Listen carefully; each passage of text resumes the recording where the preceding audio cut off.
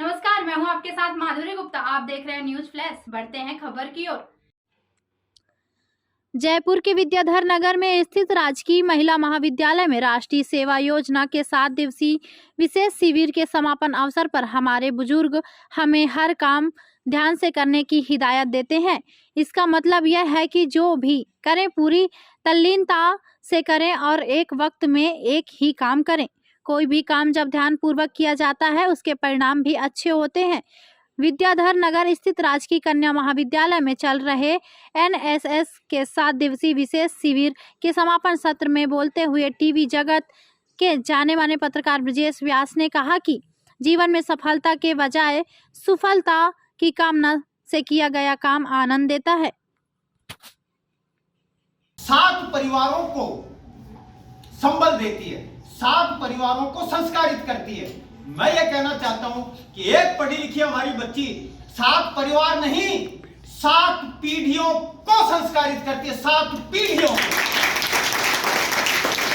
आपका पढ़ा लिखा होना, आपका संस्कारित होना 7 पीढ़ियों को बदल देगा।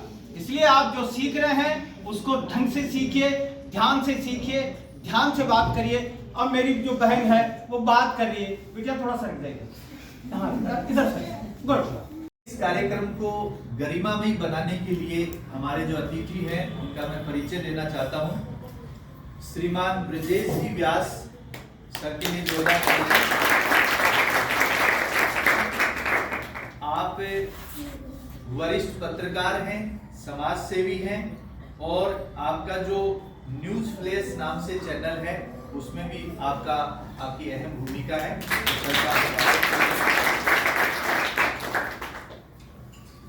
दूसरे जो हमारे विगत कई कार्यक्रमों में सिर्फ और सिर्फ बात करेंगे आपके सेवा सप्ताह जो चल रहा है उस पर। सेवा क्या है? दरअसल आप सेवा सप्ताह में है या सेवा योजना से, राष्ट्रीय सेवा योजना से जुड़े हुए हैं। सेवा शब्द जो है, सेवा का मतलब है अगर आप सेवा कर रहे हैं तो सेवा करने से आपको संतुष्टि मिलेगी और संतुष्टि से सुख आता है।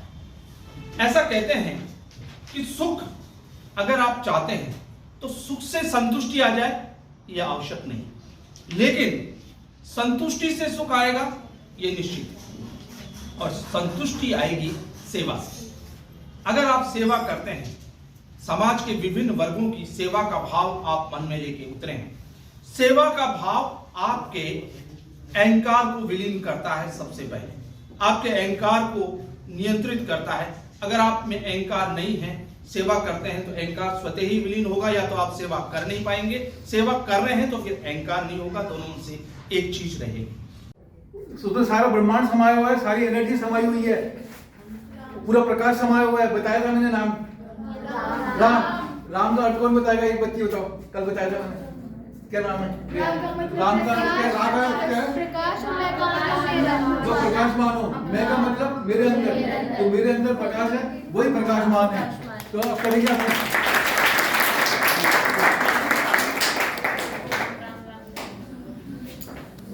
एक बार राम का नाम बोल लेंगे। छोटी छोटी गैया चलो राम राम राम राम राम राम राम राम राम राम राम राम राम।